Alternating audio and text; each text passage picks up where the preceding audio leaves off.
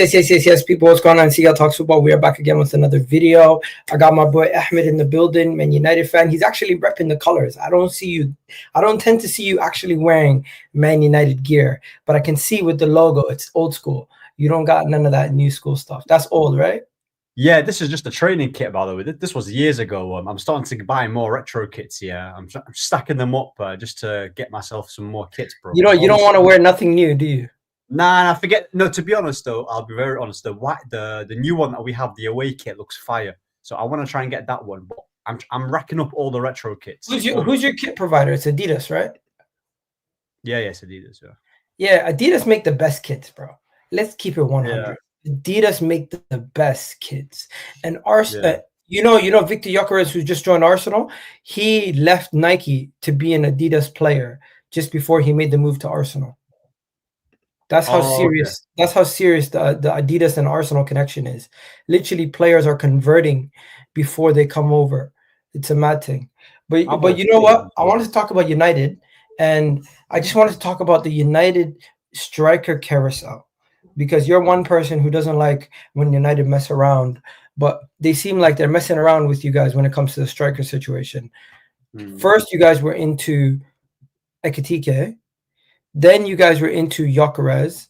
Then you guys were into Sesko. And now you guys are into Alexander Isak. Ekitike went to Liverpool. Gyokeres went to Arsenal. Sesko looks like he's now going to go to Newcastle. Isak looks like he might be going to Liverpool. And now you guys are going with who? Like, it's a mad thing. You know what it is with the United strikers? Yeah, I'm pretty sure the first guy that we tried to get was the lap. He's the one striker that they tried to get. They were actively trying to get him. Yeah, the lap went to Chelsea also. Chelsea, yeah. He's on the bench. He's not playing. Yeah, obviously with Chelsea, because they buy so many players, it's gonna be difficult for him to start. But from the reports that I've gauged on Twitter, it's very obvious that Delap was the first choice striker that they tried to get. Do you get what I'm saying? And obviously he went to Chelsea, so Chelsea went and nicked that one. You move on to Sesko. The thing is, I always look at the Sesko links to Man United. I never really expected us to get him just because like the manager coached him at Sporting. It was very evident that he wanted to join Arsenal, innit, from the get-go. I feel like the whole talk with United is just to gain traction, just to gain just to get a lot of people talking. You know, United. When you mention United, loads of people. You know, there's a lot of links. It creates a lot of tension. So yeah, the Ekitike thing, I didn't really. I don't expect. I know we spent like 70 on Mbumu, yeah. But I don't know how much Ekitike was. Was he like 80 or 90 mil? I didn't expect us to spend that much on him. I don't even think that we even tried to get him. It was just interest. We never. You guys didn't even get a discount on him. That was all that time for nothing. Yeah, but that's what I'm saying. But strikers, yeah, I'll be so honest. This is a bit of like, I don't think this is controversial, yeah. But I know Højlund's rubbish, but I think people are over exaggerating how much we need a striker. Do you get it? I genuinely believe. Yeah, the reason why I believe that is because, you know what? Okay, let me make the example with Arsenal. You know how with Arsenal, like you guys never really had an out and out number 9. You had Havertz, you had Jesus, but you guys as a team score loads of goals, correct? So you've pretty much you've planted everything. You've got all your players. You've got your system ready. You've got everything patterned up. You're trying to figure out the missing pieces. I feel like we are doing the things the other way around. Instead of trying to set the base and trying to see, okay, this team is lacking a goal scorer or lacking a number 9. We've not even set the base yet. And then we're saying, oh, we need a striker, because a striker needs service. Do you get it? Yeah. So, you could have already signed him. Cunha could be a striker. He's played striker for Atletico Madrid in a 2, but different system. You've got Mbumu, who's a goal scorer. I feel like if you've got Mbumu and Cunha are already goal scorers, and if you've got a player like Xerxes who can help them out get goals, I don't think we need like this out and out number 9. So okay, let me tell you this. Quick game. So Cheeto Obi Martin for the future. You don't expect him to be your top striker. Nah. Xerxes, keep or sell? Keep. Højlund, sell? Sell. Who's Ethan? I don't know, but sell. He's 19, bro. I don't care about Wheatley, bro. Jadon Sancho, what's the plan with him? I think he's going to Juve. He'll be on Juve. You're selling him. I mean, I rate him. I rate him as a player. But would you keep him? Yeah, I would keep him. Yeah, he's a good player. You know, the funny thing is, Anthony killed it over in Spain. How good do you think Rashford's going to do? I don't actually think Rashford is going to do as good as people make it out to be, because if you look at his last 2 seasons, I think his loan spell. Yeah, I'll be honest. I think his loan spell at Aston Villa was very overhyped. I've watched some of his games. Most of his goals and numbers came across Preston and some mediocre teams. He had that one good moment against PSG when he skinned them players, but I think overall his loan spell wasn't great. The season before at Man United, he wasn't great either. So I think he's just going to be a bench player at Barca, and he might get goals here and there, but I don't think he's going to rip it up. I don't see Rashford starting over the front three that Barca have. But are you happy for him? Do you think he is lucky to even be there, like some of these idiots were saying online? Or are you one of those people who are just saying, you know what, Rashford, good player, wish him all the best? What is it with you and Rashford? Do you have beef with Rashford? Do you think Rashford's shit? What are you saying? I think Rashford is overrated. I do think he's overrated. I don't think he's I don't think he's trash here, but I think he is overrated in terms of how people perceive him and like the idea of the player of Rashford. Like people talk about Rashford like he's some superstar player, but I think from when he broke into the senior, his best level was just good. You know, like just them good players that have just good talent, that are just good, like not elite. When you say overrated, you mean he's not in the caliber of like Saka and Cole Palmer? Is that what you're saying? Or are you saying people put him in a higher caliber like Mbappe? Nah, I mean, talent-wise, if you look at Rashford when he broke into the senior, I would say talent-wise he was more talented than Saka, but Saka's just developed the IQ in it under Arteta. So I think talent-wise he's not far off. I mean, I think he's far off Palmer. I think Palmer is quality. I think Palmer is a way better footballer than Rashford. But in terms of Saka, yeah, what Saka has over Rashford is IQ and also a manager who's developed him consistently over the 5 years, whereas with Rashford... So is that his fault or is that Man United's fault? It's not a Rashford's fault, but the reason why I don't give him the excuse is because he's been given a lot of money. He's been given also the license to be the face of the club, mank, born and bred. So they've pretty much built the team around him. We also got managers who also like to play on the counter. We got Ollie, we got Ten Hag, who played Rashford with a lot of minutes. So I feel like as much as we didn't develop him, it's not like he never got a game time. Even under Jose, he's not really someone who's great at developing, but he played a lot of games under Jose. So if we didn't play him and we just neglected him, then I would understand your point. But like I said, I wish him the best. I have nothing against him personally. Fair. Let's actually do the keep and sell segment right now. Keep, sell. Do you guys do loans well? No.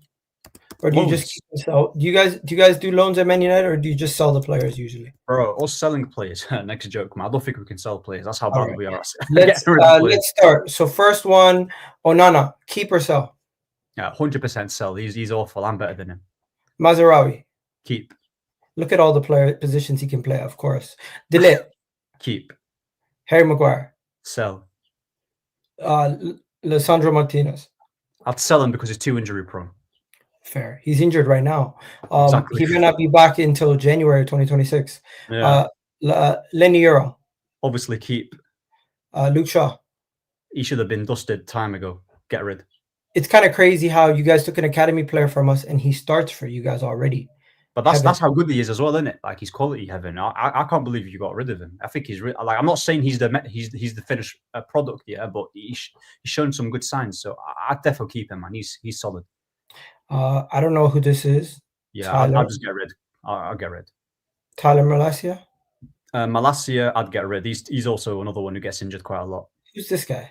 Leon, we just recently, I'm pretty sure we just recently bought. He's a new signing. I think we bought him in Jan or something. He's a left back, so I'd keep him for now. He's probably just going to be a squad player. Harry Amaz. Yeah, he's another youth player, so I'd get rid of him. He's not that great. Dilla. I'm keeping Dilla. He's your boy. Dogger. I think this guy's trash, bro. I don't know what you guys. I don't think Dogger's that great either, man. I don't think he's anything special. So I mean, because he just signed, I don't see us selling him. But are you telling me to get rid? Yeah. Like, keep or sell? Honestly, Dogger, I'd get rid, man. I'd get rid. Okay, this is just your opinion. Obviously, it's not. Yeah. what the club are actually going to do. It's just what you think you should do. Yeah, sweet. Casemiro, you actually rate Casemiro, don't you? Yeah, I'm keeping him, Casemiro. I feel like with Cas, he's still got a good 2 to 3 seasons in him yet to give us like good performances. I'd keep him. If you can get money for him, I would have sold him. Kobe Mainoo, obviously. Keep. Collier. Not a huge fan of him. Squad player. All the academy kids you want to get rid of. You don't want to play academy kids anymore, do you? You know what it is, Igal? Our academy doesn't produce that many good talent. You've always had a Man United player playing in the first team that's an academy player. Do you think this is the first year you're not going to have an academy player playing in the first team? Yeah, I don't see an academy player starting in our team. Only probably Kobe Mainoo, maybe. And Ahmad, no? Ahmad is considered academy, or is he considered purchase? Ahmad we bought him from Atalanta, isn't it? So I don't think he was quite young when you bought him, though. Yeah, he was young. He was like 18 in it, like so 19. You could say he's an academy if you want. You know how it is, bro. People in the UK get mad if you mention somebody you purchased. Because Garnacho's considered from your academy, even though you bought him. From Atletico, yeah, we bought him for like 500k. So yeah, he's technically. Yeah. Let's continue. Mason Mount, sell. 100% sell. You hate Bruno, so you're gonna sell him. No. You probably are pissed that they didn't take the 100 million for Bruno. Bro, pissed is an understatement. I'm still rattled about it till this day. So I'm annoyed about it. Mateus Cunha? Obviously keep. Garnacho? Keep. Sorry, sell. How much would you get for him? A pack of crisps at this point because I don't care, man. Like he can go like 20 mil, 30 mil, whatever they offer him. If a club comes to us and says 40 million, take it. Take it. You know, the only player I feel like if you guys tried to sell would garner big money is Bruno and probably Ahmad. Yeah, and I don't even know if you'd get big money for Kobe Mainoo right now because he doesn't have many years left on his deal, right? Anthony, you're selling. There's no point. I actually like Anthony, to be fair. You rate Anthony and Sancho, but you don't rate Rashford. No, I think they're good players. No, but there's a difference though. With Rashford, I just think he's like massively overrated, isn't it? So, hey, he's been there for years, and then you already said the rest of them. So fair. Finally, what do you think about the striker situation at Man United? Are you going to get Ollie Watkins? Are you going to be happy with Ollie Watkins? Is that the guy you want? What are you going to do? Because you guys were linked with Benjamin Sesko. He's now going somewhere else. Man United received firm response after inquiring about Ollie Watkins. The situation is Aston Villa want to sell. Aston Villa are open to sell the player. You guys have inquired about his services. Do you think he's the right fit? Do you think Ollie Watkins the guy you guys should go for? I think we should stay far away from Ollie Watkins. I don't think he's that great. I just think his level is Villa, steady Eddie striker. There's a reason why no big club has really gone in for him like that. So I don't think he's anything special. Like people say, look at his. Surely he's better than what you have right now. Yeah, but the thing, I mean, honestly speaking, like I don't even. That shouldn't even be the level, though. Do you get it? Because if you're going to compare any striker to Højlund, then at this point you can just get someone who's a little bit better than him and just slot him in straight into the team. We should be getting. But Ollie Watkins, no scrub. Come on, bro. On a real, we gotta really take it in. Ollie Watkins for the last 2 seasons has been one of the better strikers in the Premier League. But that's because strikers in the Premier League, the level right now is just so poor. Like there's no one that's really outstanding like that. So Watkins is just average, bro. Let me read out his last 5 seasons at Aston Villa. 16 goals, 5 assists, 11 goals, 2 assists, 16 goals, 7 assists, 27 goals, 13 assists, 17 goals, 14 assists.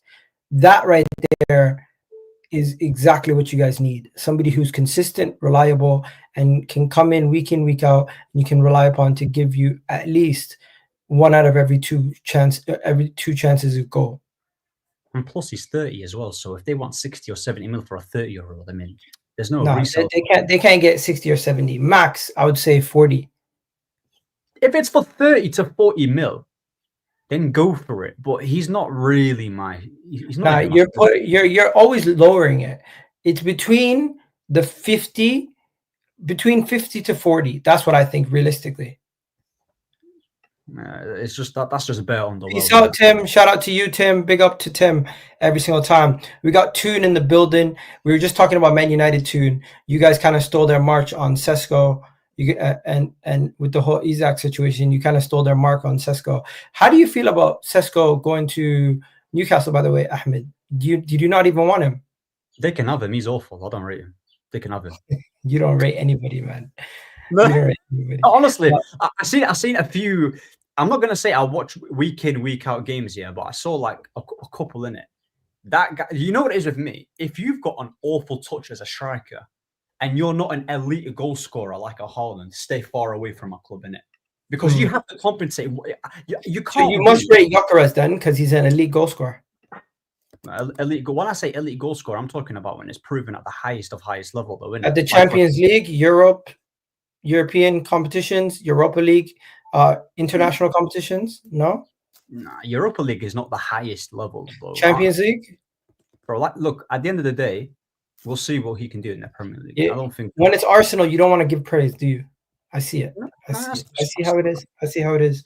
We got Toon in the building. Philip, hope you're doing well. Shout out to you. Welcome. I just wanted to say, yeah, you know what? Jay actually wants to jump on, so shout out to Jay. I'll send him the link. Ahmed's gonna have to jump off soon, but before Ahmed goes, bro, tell me, what's the state of the Newcastle fan base right now? With all the latest going on with thing. I'm not even bantering. I'm dead serious. It's like I messaged Kendall. She still hasn't responded.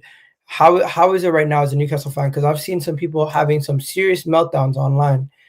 I know you're a very level-headed guy, but even you have to admit this must have got you a little bit heated.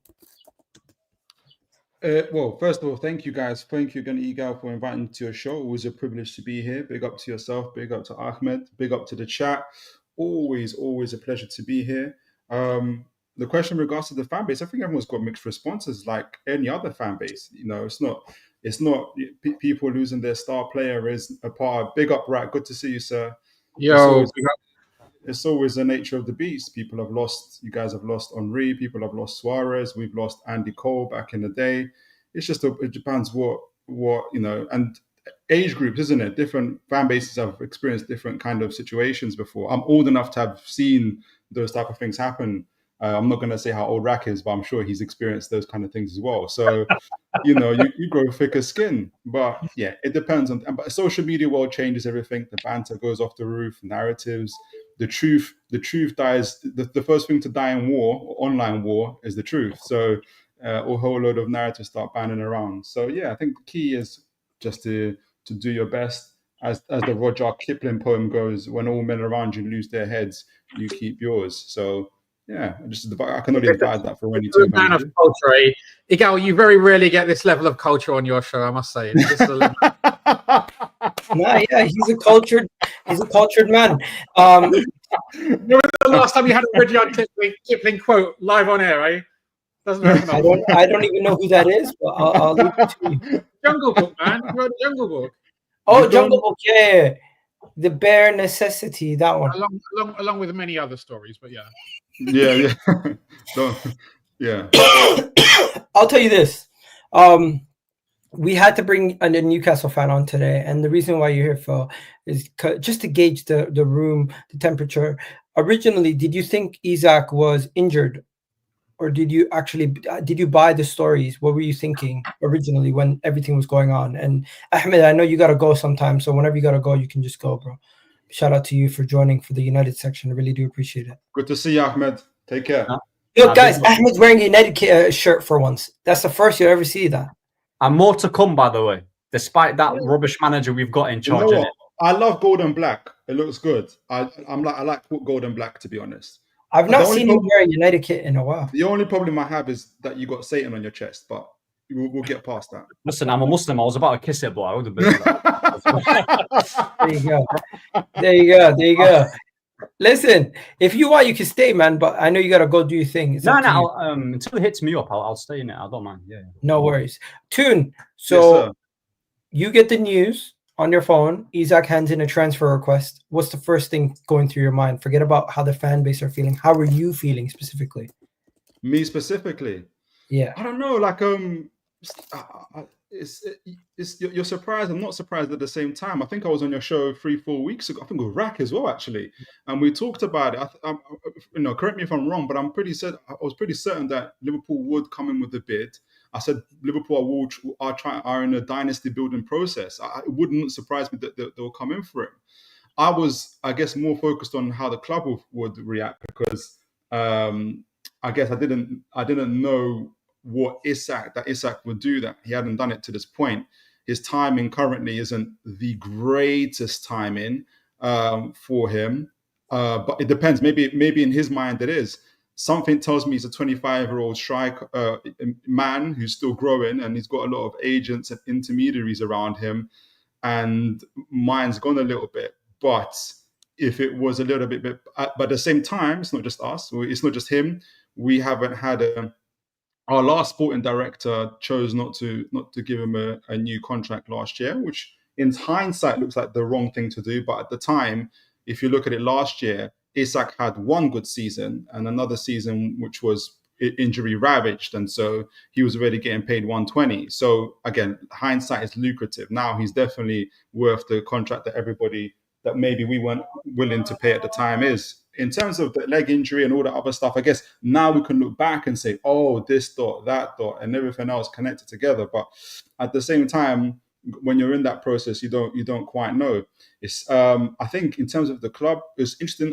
I'm really curious to see how the club is going to respond. It's good to see the players out there playing football, doing what they're supposed to be doing. It really is kind of we're getting on as usual. It's more like the online world, really. There's been very little space I've seen, and not nothing to do with yourself, Hugo, but I've seen very little space for actual conversation, just a whole load of banter, which is obviously open for that. So I think the club is just keeping calm and carrying on, and we're just getting on with the business. Fair. Rack, you wanted to speak to Philip. What did you want to say to him? Oh, you want to speak to me, Rack? I didn't want to speak to him. I thought like when we were talking yesterday, you said you were struggling to get the Newcastle fans on yesterday. I was like, what about Philip? He's my main. Philip and Kendall, to be fair, are my main kind of Newcastle people that I get on well with and stuff like that. So he was a natural choice. But you said he's coming on today. So I'm glad I'm high on Rack's list. That's made my day. No, you know what? From an empathy point of view, we've been there. Liverpool have been there. We've the Fernando Torres scenario kind of mentioned, right? That was a very similar scenario, and at that point, Liverpool. Okay, I mean, obviously, historically, Liverpool were very successful, but we've gone through an extended period of underachievement, with a few bright spots like Istanbul and things like that. But that was towards the end of the Rafa Benitez era, or actually after Rafa had left. But the thing is, football clubs keep going, man. Whatever happens, your club will always be there, and you may not be happy with whatever happens, good, bad, ugly, sell a player, buy a player, whatever the case may be. But most football fans, they always revert to their team, and there'll be good times. Igal, not too long ago, you were in the mud. Ahmed, you're in the mud right now. But I said this to Terry so many times. There will be a time at some point in the future where Liverpool will be shit again and Man United will be really good again. And I don't wish that happens ever. But it's just that's the cycle of football. In terms of Isak, after the Ekitike thing happened, when we put in our bid and then went after Ekitike, I thought, you know what? They've made their choice. Ekitike is the guy. I was actually kind of, not that I don't rate Isak. I rate Isak very, very highly. But I thought Ekitike, a couple of years younger in that system, maybe he may be he's probably not going to be a better goal scorer than Isak in terms of predatory instincts. But in terms of linking play and not being Firmino, because I don't think he's going to have that as much as Firmino has in terms of linking play, but he has a bit more of everything. He drives with the ball. His dribble numbers into the box are really high. His touches in the box in general are really high. He can link play, like some of his assists and stuff. There's sometimes when you play football and you just have an instinct, like you see something out of your corner of your eye and you do it. Doesn't happen to me much. But when it comes up, it's magical, and I get that impression that Ekitike has that. But look, if you're offering me, if my club want to go after Isak as well, and they've got a system in mind to get the best out of both of them, I'd be stupid to think that's not going to work. You know, the crazy thing is, Newcastle wanted both, and now you're the one that's going to potentially be ending up with both Isak and Ekitike if they do so. But the price is crazy, boys. £150 million. That's the goal. That's what Newcastle are asking for. The question is, will Liverpool pay it? Because then, with wages, the deal is going to be almost a £250 million total package that they're going to eventually have to pay the players' wages plus the transfer fee. Liverpool are investing heavily into Isak, and this guy is an absolute baller. Don't get me wrong; they know what they're getting, but will they actually put that money on the table? That's the question. Go on, Rack. I don't think we'll go to 150. I think it will be total package of somewhere between 120 and 130. And look, the thing is, when people talk about total package, they would say total package of 250. But if we go in for 120, then it's still going to be a total package of 220, which is still a shitload of money. Even if we were to get for 100, it's a total package of 200 but million. You know you're going to have to pay more because they're basically paying. If PSG or Real Madrid or Barcelona came in, maybe it'd be cheaper. But the fact that it's another Premier League team, I think Newcastle have it. They have it right to say, you know what, you're paying a premium. Look, I think this is one of the reasons why I don't think this is a given. I think obviously Liverpool want him. I think obviously Isak wants to come, but it depends how hardball Newcastle want to play it. Or are they? I don't want to say more open-minded. That sounds very condescending. Are they willing to strike an agreement? Because look, the fact that Isak has pulled out of this going on tour and he's got a thigh muscle, which is apparently very minor. And apparently at the start of last season, when this stuff was happening about the contract, apparently he didn't start the season very well. He scored 1 goal in his first 7 games. Maybe they have an insight into the fact that, look, if this guy's head isn't right and he's not committed, then actually he's not one of these guys who's going to run through brick walls. He's just going to not sulk a little bit. And I don't want to prejudge it either because, you know, we don't know the guy. That just may have been a phase. But ultimately, I think that's what we'll go to. I don't think we'll go to 150 million. I'd be surprised. But who knows, man? I don't think it's done by names. Ahmed, you were on the stream with me, you, and Hamza, and you said Liverpool shop at Value Village, and guys like Man City, they shop at Harrods or whatever you guys call it, and they shop at Lidl's. Liverpool no longer shop at Lidl's, bro. What, me? You gotta admit it. No, I never said that. That was Hamza. I know, but you were co-signing it. No, I never co-signed anything, bro.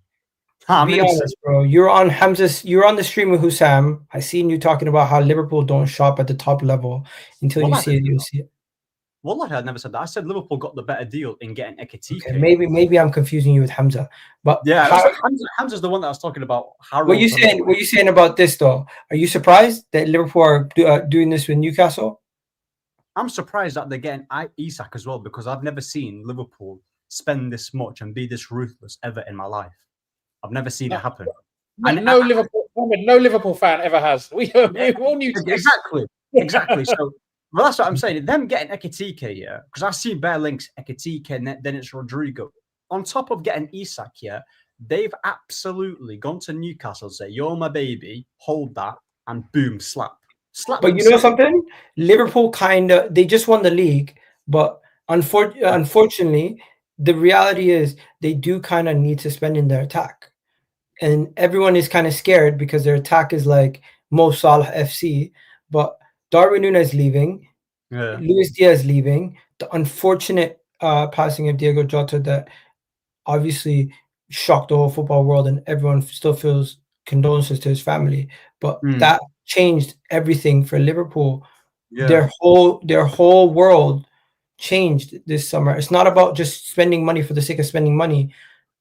Chiesa is not up to the standard that they thought he was. Yeah. Luis Diaz wants to leave potentially, and they're willing to sell him. It's just Mo Salah and Cody Gakpo out of their players that started last season that are left. So they're going to need an Ekitike. They're going to need Isak, and they're potentially going to need another attacker, be it a young up-and-coming attacker or something.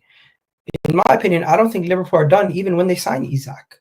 But the thing is, I think the thing is that I think we are preparing for the departure of Mo Salah. I've got a bit of a hot take, which many Liverpool fans might not like, but I can actually see them maybe selling Salah next summer, because maybe we get 100 million that subsidise some of the big outlay.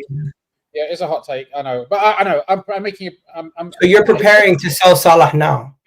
It wouldn't surprise me, but whether we're preparing to sell Salah or we're preparing for Salah's departure in 2 years, if we get a lot of good attacking players in that area, then if Salah were to drop out, and he will also miss some games for Africa this season. When do you guys get the Adidas kit? From the 1st of August. Okay, so yeah, he's not going nowhere this year. Anyway, but he's not going anywhere this. Of course, he's not going this year. He's only just signed a contract. Because the whole thing I heard was Mo Salah staying to help launch Liverpool's Adidas everything, because he's one of the main top guys for Adidas. I genuinely don't. I think football fans put way too much sway in kit manufacturer deals having any influence on decisions about football players. In my opinion, if your kit manufacturer deal has an influence on your player selection, you're poorly run. It definitely has an influence on your shoes. Huh? Some players change their boot agreements with to match the club's boot agreements. Do you get what I'm saying? No. I mean, I don't know. For example, you'll have an Adidas athlete switch to Nike because they're going to a Nike club. No, they have contracts. They have contracts for several years when a player signs up. I've seen some of them get out. Look at Gyokeres right now. He switched to Adidas. He's coming to Arsenal. Okay, was his contract at the end? What happened? He was with Nike. I don't know. Okay, so that's what I mean. If you don't know, we can't just say stuff like this. No, but I do know he switched before he came over, and it was part of the deal. Okay, all right. Anyway. Hey, anyways, sometimes I get into random things. Bringing it back. Chat about PSR yesterday. Bringing it back to Phil. We were just speaking to Ahmed. Ahmed has. Oh wait, sorry, we got a super chat. Shout out to the super chat. Marcos says Newcastle have Jason Ato, former Arsenal assistant DOF. That's who your DOF now is, Philip. Am I wrong? No wonder why they're failing. No, it's gonna be Ross Wilson. Isn't it? What's Jason Hato doing? He was a candidate. But isn't he working with you right now? No. I swear he was at your club. What the hell? I guarantee you that Jason Hato is not working at Newcastle United. Unless you want to go down this rabbit hole. He's going down the rabbit hole. Okay, fine. No, because somebody said to me Jason Ato is working at Newcastle. I'm like, what? When did he not? Oh, Newcastle were eyeing him. Damn, you're right. Yeah. All right. Anyways, bringing it back. Maybe that's why you invite Newcastle reps on your show. I don't know. That's why I'm asking. Newcastle have no DOF at this moment in time. That's what he's saying. They think that that's a job could be very attractive. Clean slate, sell Isak, no PSR problems. They could make a lot of moves. We're not having. Are you optimistic about the future? Looking at Sesko, looking at what you could do going forward now? Yeah, what I'll say is this whole myth about Newcastle's PSR. Newcastle have no PSR issues with or without selling Isak. And in terms of I can see it from the perspective of the comment. The deal coming in would have a lot of extra finances to play with should Isak be sold or not. And I'm confident about it just because Newcastle have a probably as close as maybe to Liverpool as possible in terms of transfer record of recent, as good as transfer record. There's not many players. I don't think there's any players at the moment that we can outright say is a dud for Newcastle United. So I know that there's banter in terms of, and I understand it in terms of the rejections that Newcastle are getting, but it's not because Newcastle are. If you just step away and look at the players that Newcastle are going for, Newcastle are going for quality players. They're not going for guys that nobody's necessarily heard of, or super raw talents. Even Sesko I think he's played 200 games, got 100 goals or something like that. So, and the clubs that can I mention the next super chat? It's very relevant. Can I just finish the thought? The clubs that we're losing out to are the likes of your Chelseas, your Real Madrids, and everything else. So I can live with that. If we're losing out on average players, and again, all due respect to Forest and Brentford and all of that, then there's a cause of concern. But for me, not so much at the moment. So losing João Pedro, Cunha, and these guys, you're not too concerned. So that again, I didn't hear Ahmed said losing to the top clubs, you don't mind, but obviously, if you're losing to other clubs, obviously, but Man City getting one of your top goalkeeper targets as a backup, isn't that concerning? No, I think the Trafford situation is annoying because our previous deal, we've had an opportunity to sign him last season, and they were bickering about prices then, and that's some of the ripple effects that are happening now. And obviously, I think Man City weren't interested in Trafford until 2 weeks ago. We can't control that. It's up to the player. Then, obviously, I understand the big attraction of Man City. I would say to him, though, if there's a club that's been looking at you for over a year and has put in a lot of time and really see you as their number one, as opposed to your former club who sold you and then were only interested in you the last 2 weeks, we'll see how important your career is to them in a years down the line. And that's not me wishing anything bad on Trafford. That's just me kind of being realistic. He was going to be number one. Flip him again. Wait, did you say that you're bringing in like good players? Like, I don't want to quote you. That's incorrect. You say you're bringing in. No, he's saying the players are so good that they're also being linked to other top clubs. I think that's what he said. There's going to be competition, basically. There's going to be competition from other big clubs, right? Like, yeah, makes sense. He's not going and losing players to Brentford and those guys. But yeah, I don't want to repeat him again, but I just want to say this right here. I think it's directly speaking about Newcastle and saying that the cartel. I love when I hear stuff like this. It reminds me of Vader talking about it. This talk from Toon saying FFP and PSR was set up to protect the cartel is nonsense. Newcastle want to scrap FFP and PSR so they can start their own mini cartel with City, Liverpool, prove PSR and FFP. No, with City. So in that comment, you agree that it's a cartel, because you went from saying it's there to protect the cartel, then to saying they want to scrap it to create their own cartel. You've kind of undone your own comment there. I agree. It does create cartels, Matty. I do. I agree with your comment. I don't think FFP was set up in a way to stop teams from progressing. I think it was set up to protect teams from potentially putting themselves in such a financial hole that they can't maintain it, and then the owner can leave that club in ruins. I think Egal, you've heard too many bumper sticker comments, and that's what you're giving to me right now. I'm serious. There's so many, because what I'll say to you is this.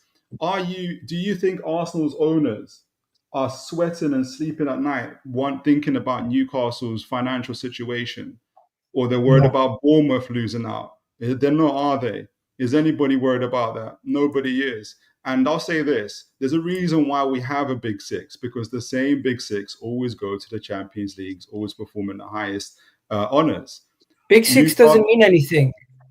Okay, so between yourselves, Tottenham, Liverpool, Chelsea, and everybody else, you have consistently over the past 20 years been in the Champions League more than any other club, like by treble the amount of times. It is an outlier for Newcastle, for Aston Villa, for anybody else to be in the Champions League. If PSR is there to help to create a more fairer competition where more clubs can prosper, why is it not happening? It's been 20. PSR is to protect owners from running clubs to the ground. Bumper sticker comment, you have to do better. No, I literally just gave you a real breakdown. Originally, PSR came in to protect owners from themselves. That's why. You it did not. It did not. Because if you want to build the club from the ground up and be a competitive outfit through recruitment and through good scouting, you and also through developing through your academy, you can build a good enough team to be a consistent Champions League squad. Just like Brighton. Once you get there and you establish yourself for 5 to 10 years, Brighton. You then can build a good enough fan base and good enough revenue stream. You're not listening to anything I've just said. Brighton have a great academy. They buy and sell players. Southampton have a great academy. They buy and sell players. Bournemouth have a fantastic. Southampton. Brighton has been absolutely pillaged from top to bottom, from all of their scouting, from all of their managers, from all of their players by Chelsea and other clubs, including ourselves. Tell me, how is Brighton going to be a consistent Champions League club? So, there's quite a gap. There's quite a gap to talk about Brighton. If we talk about Newcastle and Aston Villa, they can potentially sustain it, but they need to take. It's going to take a little bit. It's going to take a little bit longer because in the Premier League, there's already so many big fish compared to other leagues where there's small, where there's less big fish. Okay. Yeah, I think. Look, I think both things are true. I've followed FFP since 2010. I used to follow this lawyer guy who had a podcast about it and stuff. He used to back in the late 2000s, the early 2010s, European football was losing over £1 billion a season. So there were big clubs in other countries, especially, that were going out of business. Even more recently, like it's been. There have been clubs that have been mismanaged financially. I remember back in the day, Portsmouth. Was it Sasha Geidermark who bought them, and then it made out he was like some kind of crazy billionaire, and then disappeared and left them in a bit of a hole. Portsmouth, right? And then who was the player who refused to leave? Was it I can't remember. It was a long time ago. Barry went bankrupt recently, so I think there is something to be said for more Man City almost went bankrupt, but luckily they sold the team. But so there is something to be said for financial prudence. Now, I think PSR or FFP, or however you want to describe it, is a bit of a blunt tool in the sense that I think Gary Neville's talked about it. If you are an extremely wealthy owner, there's ways and safeguards you can put in place to say that, look, if I walk away from this team, if this team goes bankrupt, if foul play is found or something like that, you put a certain amount in escrow or in a separate bank account that's monitored by the league, that's in the control of the league. And so if a super rich owner decides to wash his hands and say, you know what, sod it, I don't care, then there's some funds set aside as a means of security. That seems like a reasonable measure. I think definitely a byproduct. And don't get me wrong, I'm pretty sure Liverpool and Man United and all these guys, they also didn't want to see another Man City or another Chelsea come along, because before Chelsea came along, Arsenal were unquestionably the biggest club in London. Now there's a significant question.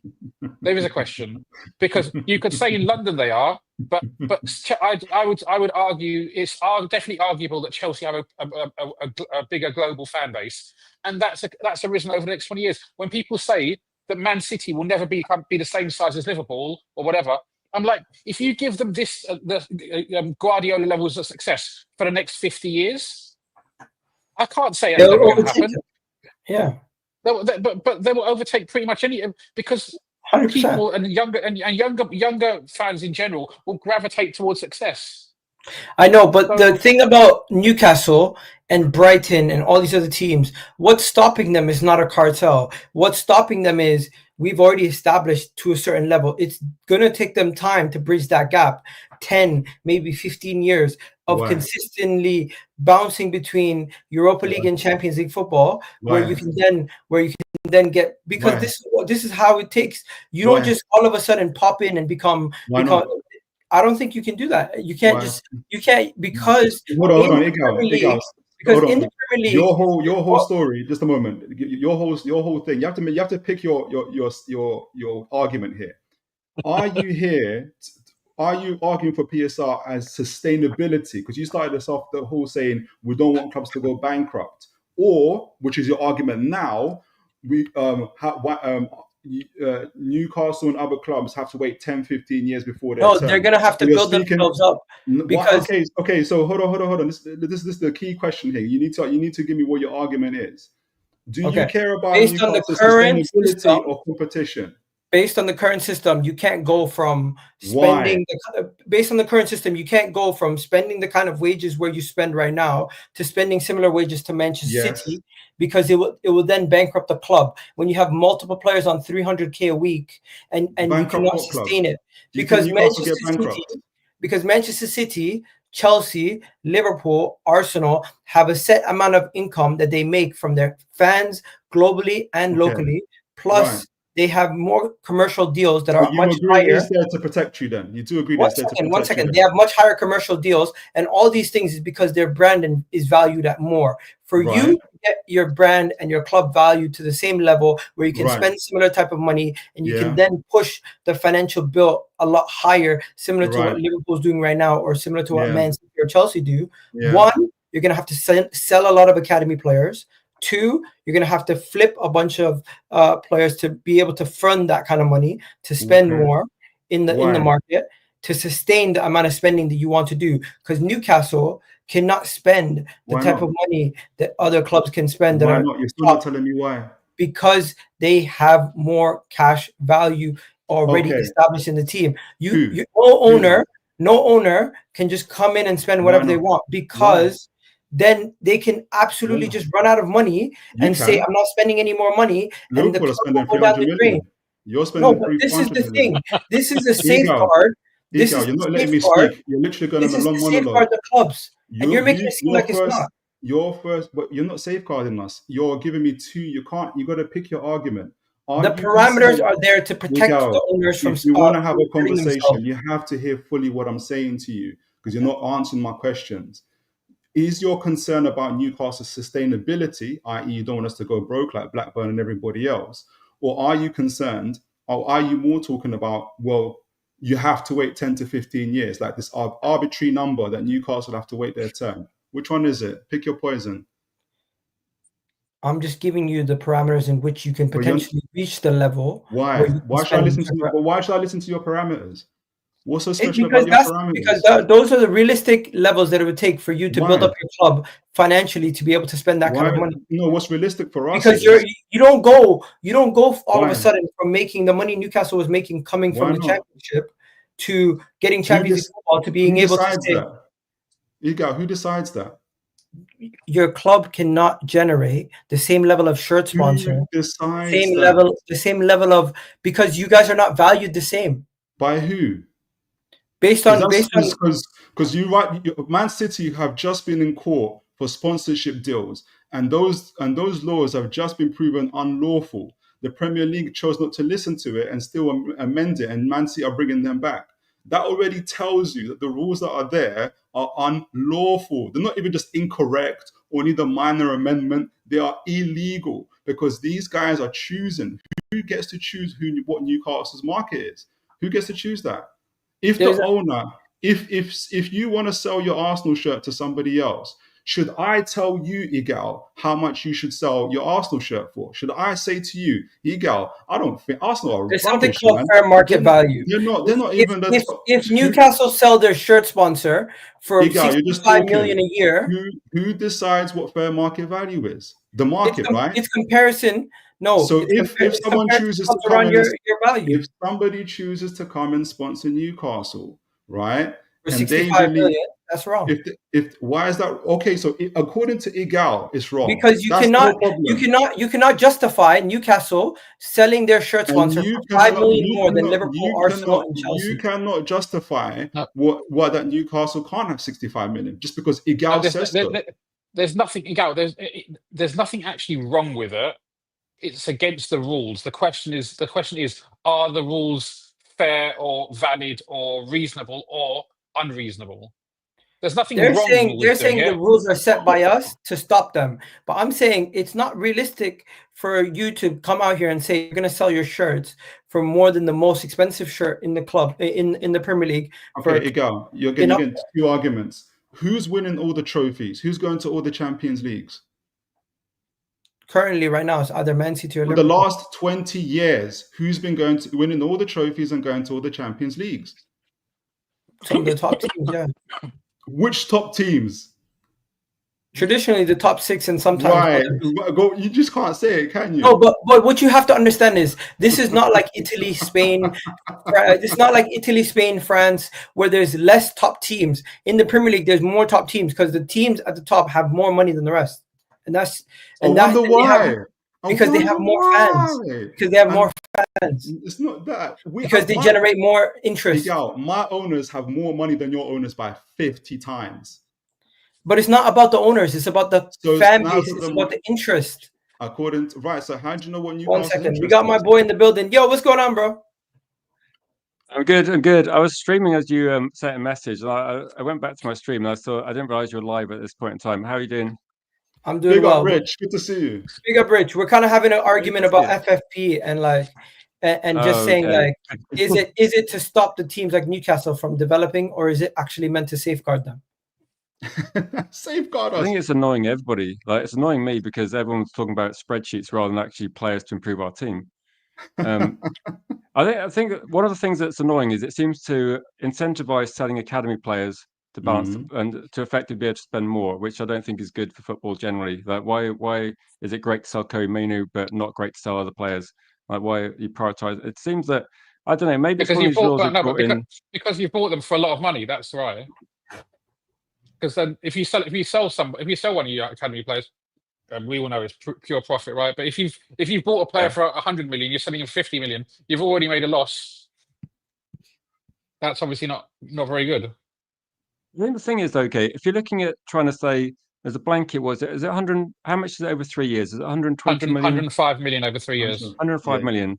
Then the thing is, though, if you want to make it sustainable, surely Manchester United can afford to lose more money than other clubs because the turnover is much higher. So why isn't it a percentage of your turnover? It's going to be. That's the squad cost ratio. The rule doesn't make sense, does it? If the rules about sustainability, and Manchester United lose 150 million, that's what less than a quarter of our turnover. But for Brentford, it could be their annual turnover. I mean, it probably isn't, but a team getting promoted. So a team get promoted can spend 100 million, effectively take a loss, which might be more than their club's annual turnover. Whereas Manchester United can't lose 20% of theirs. It doesn't make sense.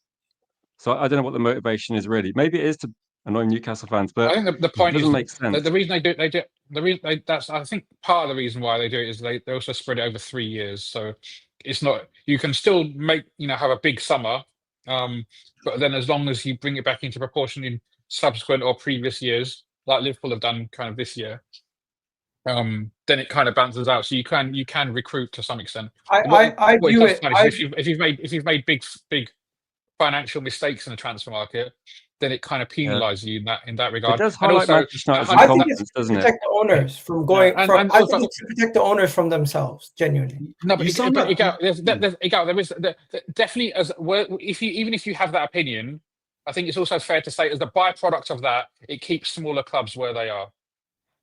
Not necessarily, because they can still build themselves up. But it takes a long time. Look at Leicester.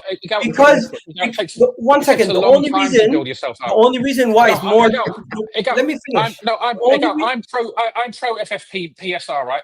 But even I say, at the very least, as a byproduct. No, but the reason comes down. But the reason why in the Premier League is more prevalent is because there's 6 teams already that are much bigger than everybody else. Yes. In other leagues, there's only like 2 or 3 max. Where in the Premier League, there is not enough space potentially for another team to generate that spot for 15 years.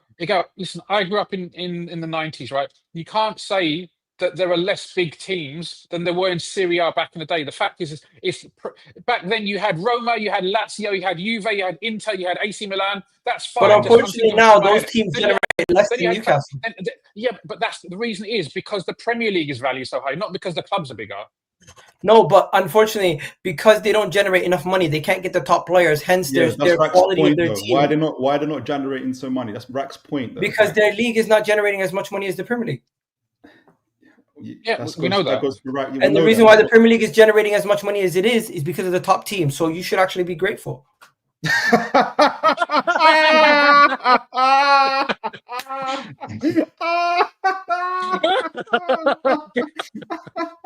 don't know. Next time I see you. Oh my God. So we all no, but let's be honest. It's like that scene from Oliver Twist. We'll be with our bowl for the next 10, 15 years. Thank you, Miguel. Thank you, Big Six. Maybe just one day. No, but you know the reality.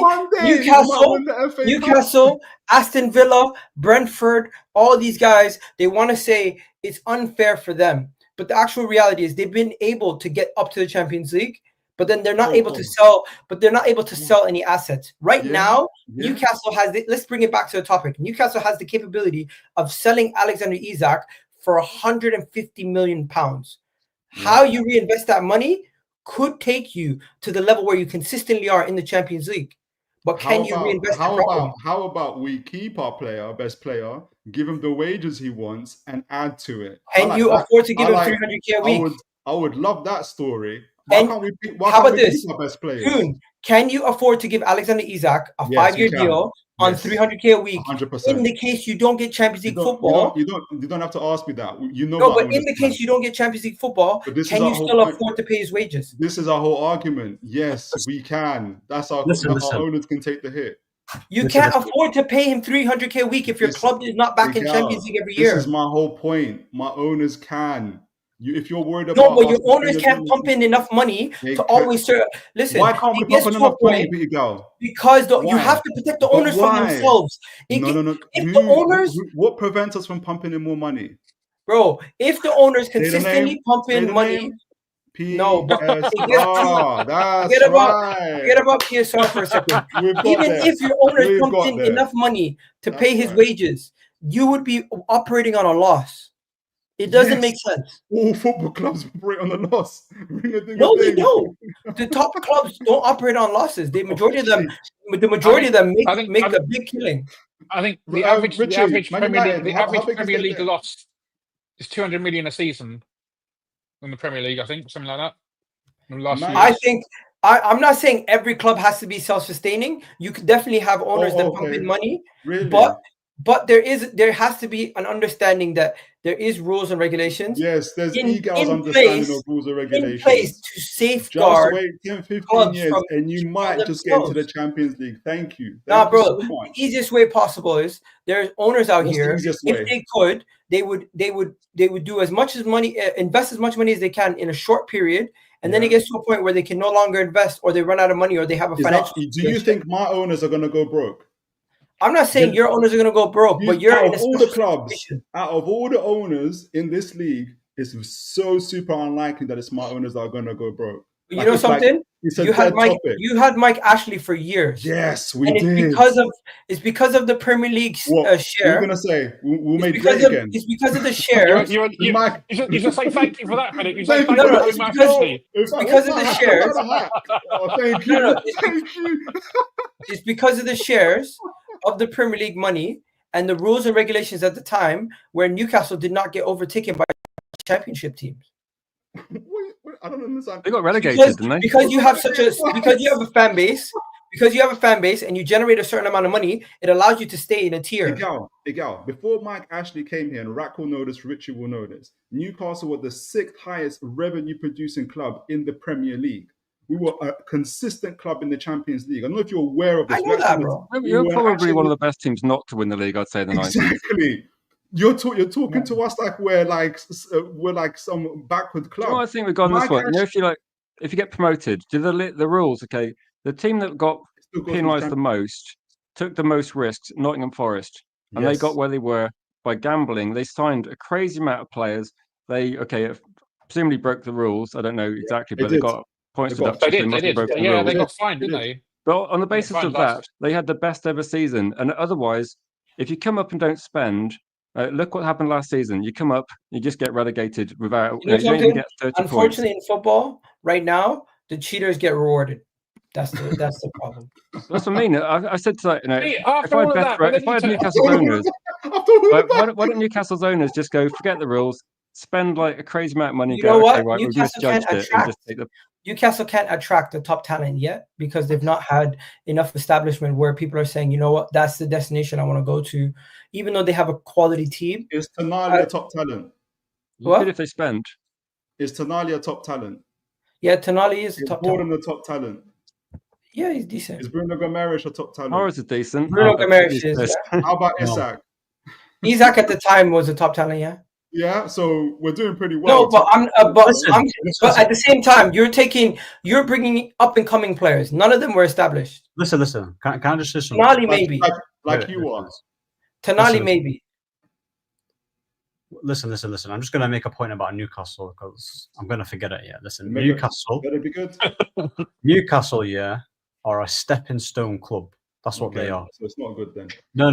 They're a stepping stone club. Even if they do decide to keep Isak, yeah, and spend $400, Isak can be like, listen, you want to throw money at you want to throw money at me? I can just go either Saudi, and if I can't get my Liverpool deal, then that's it. You can just go to Saudi and earn bare money. Al Hilal or any club in Saudi would probably offer loads of money. With Tonali and listen. Tonali, Gyokeres aren't elite players. They're just decent in it. Tonali are right higher than Gyokeres, yeah. Newcastle are just a steady team in it. They're always going to be steady. If they can have the best owners, but even if you have loads of money and you have the ability to get players, I'm sorry, yeah, but so even if you can spend money, even if you can spend loads of money, yeah. Excellent. Even if you've got loads of money in the world, you have to have pull. You have to have transfer pull. Something that United can have, despite their being rubbish. But listen, huh? Like being able to pay players' wages, right? No, it's not about paying wages. It's about attracting players and getting. So Mbeumo would go to you for half his wages. Do you know how much he's on, by the way? His wages. How much is he on? It's not been said. Well, it's not been said. I swear there was reports that he was coming. Yo, 1 second. It's not been said. Ahmed, I don't know why you're talking. You're about to sign Jackson. He's not good. They don't have money for a striker. Listen. Let me tell you something about Newcastle. Yeah, you know what? Man United have such great pool that they can sign Jackson without even paying the transfer fee. How about that, bro? Listen, yeah. I'll be so honest with you. You've just got Elanga, yeah, who is an awful player, and you've missed out on Mbeumo, you've missed out on Cunha, you've missed out on all your top targets. Yeah. Newcastle, with all that money, bearing in mind you had a better season than United. You finished up with us. You've got better owners. Our ownership here, Ineos, we don't even like Ineos. They own 25%. Everyone's got better owners. They managed exactly. They've managed to get two players that your club wanted and Mbeumo.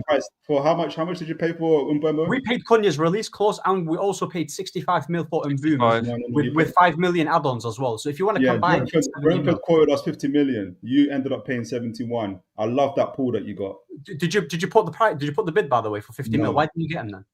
Because he was we didn't want to pay 50 mil. He wasn't worth 50 mil. No. You didn't get Mbeumo because Mbeumo did not want you and he wanted United. You can believe that, but you can also... No, David Ornstein said that. Okay, so what was our bid? You tell me, Ahmed. What did you didn't put a bid in because he said no to you. You did bid. I think I don't know if it's true, but I thought that Newcastle weren't interested because they thought the price was too high at the start. Yes. I don't know if that's true. That's what I thought. Like that was the price in 60. No, but the thing is deeper though. How can they say the price is too high when they just splashed 55 on Elanga? One thing I would say is that the add-ons within Mbeumo are related to, I think, all maximum add-ons are only paid if we get Champions League football. So surely he doesn't go to Al Hilal. They offered him 600k a week. But am I wrong in what I'm saying though? Yes. Debunk it. How am I wrong, by the way? I don't even know what your overall point to that is. Apart from my point is, Newcastle are just rubbish. Okay, no. I didn't say Newcastle are rubbish. My point is, you can have the best ownership. You can have so Newcastle just rubbish. Like no matter best owners, best players, all the money in the world, and we're never going to achieve anything. Okay, that's the overall point. My point is that you do not have pull because you're not that club. Okay. Did I say that? That doesn't mean you're rubbish. That's just me. That means we're great. We're so incredibly good. No, you're just taking it the wrong way. Rubbish. I'm just being honest. How else can I take it? I don't understand. Nah, you guys are taking the piss. Listen, how? I was. We're not, can I just say this quickly? I just heard Ahmed right now. You guys are actually in for Jackson. I know it's so random, but literally just dropped. You guys actually trying to get Jackson. Because you're Man United, Ahmed, I expect that Jackson will half his wages just to come to you. Oh my God! Boys. You know what's not? You know what's going to happen? As I'm looking for the Jackson thing, is true. They offered him £600 a week. Oh, there you go. I didn't even see that. Oh, there you go then. £600. £600,000. £600,000 a week.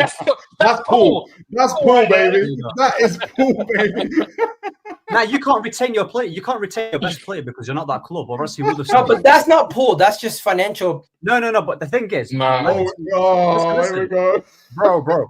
The fact that Isak is saying that he wants to leave Newcastle to Liverpool shows that Newcastle cannot attain their top players because they're not a club yet. That would only be proof if another player also leaves after him.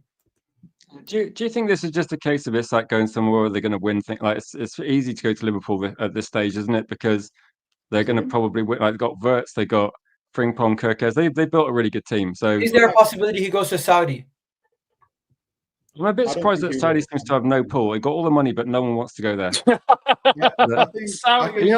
doesn't have pull. I think they don't, because if Saudi Arabian teams could play in the Champions League, they would have pull. But the thing is, though, like if you're looking at the players looking at Bruno Fernandes, they're already multi-millionaires. But then why are Israeli teams playing this thing? Why is Azerbaijan teams playing? There's Asian teams that are playing in the thing. Sure, I agree. They shouldn't be playing in it either. That doesn't mean Saudi Arabian team should play. Is Azerbaijan considered a European team? Yes, they're in Europe. I don't care. They should, if they're not considered European. Why they're in Europe? Because it's typically, if you look in the map, they're in Europe, bro. Okay, so why is Israel considered a European team?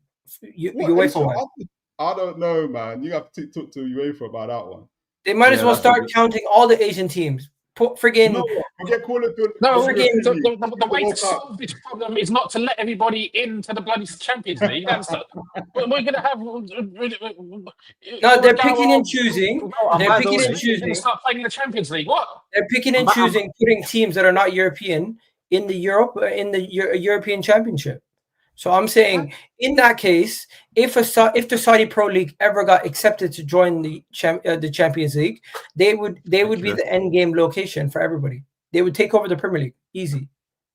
No, you can't. You have absolutely no idea, no basis apart from the fact they got. No, I'm saying maybe not the Premier League, but they would definitely become a top 5 league if they were in the Champions League. So you want to have non-European teams in the European Cup, essentially, which makes no sense. We already have that. Bro, forget Saudi, man. Forget about Saudi.